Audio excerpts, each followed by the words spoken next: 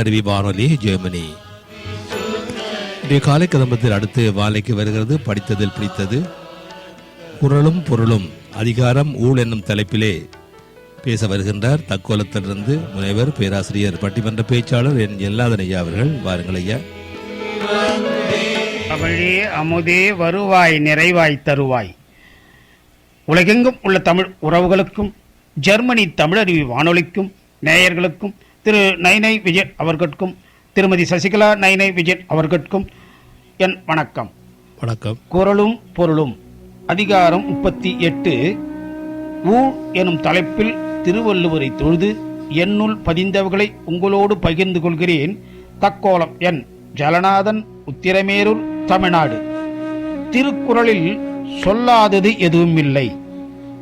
வாழ்க்கை பயணத்தின் வழிகாட்டியாக விளங்குகின்ற நூல். உலகத்தின் சிறந்த உன்னத நூலாக என்றென்றும் உள்ள நூலாக விளங்குகிறது.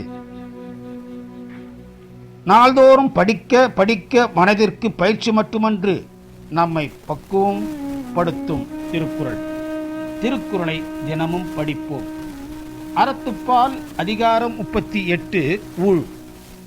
ஊழ் என்பதை தலைவிதி என்று பரவலாக புரிந்து கொள்ளப்படுகிறது. பிறக்கும் போதே தலையில் எழுதப்பட்ட விதி என்று பொதுவாக கருதப்படுகிறது. வள்ளுவர் கூட இதனை வகுத்த வகை என குறிப்பிடுகிறார். ஊழ் என்னும் சொல் ஊழ் வினையை உணர்த்தும் நிலைக்கு வந்ததாகவும் கருதப்படுகிறது. இனி ஊழ் எனும் அதிகாரத்தில் உள்ள குறளையும் பொருளையும் சிந்திப்போம். ஊழ் 371வது திருக்குறள். ஆகு ஆகு ஊழலால் தோன்றும் ஆசை வின்மை, கைப்பொருள் போகு ஊழால் தோன்றும் மடி. செல்வம் பெருகும் நல்வினையால் ஊக்கம் உண்டாகும், அச்செல்வம் அழியும் தீவினையால் சோர்வு உண்டாகும். 372 பேதை படுக்கும் இழவு ஊழ், அறிவகற்றும் ஆகல் ஊழ் உற்றக்கடை. தீவினையினால் அறியாமை தோன்றும், நல்வினை தோன்றினால் அறிவு வளரும். 373 நுண்ணிய நூல் பல கற்பினும் மற்றும் தன் உண்மை அறிவே மிகும். நுட்பமான அறிவு நூல்கள் பலவற்றை கற்றாலும் தனக்குள்ள இயல்பான அறிவே மேலோங்கி நிற்கும். 374 இருவேறு உலகத்து இயற்கை, திருவேறு தெள்ளியர் ஆதலம் வேறு. உலகத்தின் இயற்கை இருவேறாக உள்ளது. செல்வம் உடையராதல் ஒரு வகை, தெளிந்த அறிவுடையராதல் மற்றொரு வகையாகும். 375 நல்லவை எல்லா ஆம் தீயவாம் தீயவும், நல்லவாம் செல்வம் செயற்கு. ஊழ் வழியால் நல்லவைகள் தீயனவாகவும் தீயனவாக இருந்தவை நல்லவையாகவும் மாறும். 376 பரியனும் ஆகாவாம் பால் அல்ல உய்த்து, சொரியினும் போகா தம. தனக்கு சேராத செல்வத்தை பாடுபட்டு காப்பாற்றினாலும் நிற்காது, தனக்கு சேர வேண்டிய செல்வத்தை வீசி எறிந்தாலும் தன்னை விட்டு போகாதாம். 377 வகுத்தான் வகுத்த வகையல்லால் கோடி தொகுத்தார்க்கும் துய்த்தல் அரிது.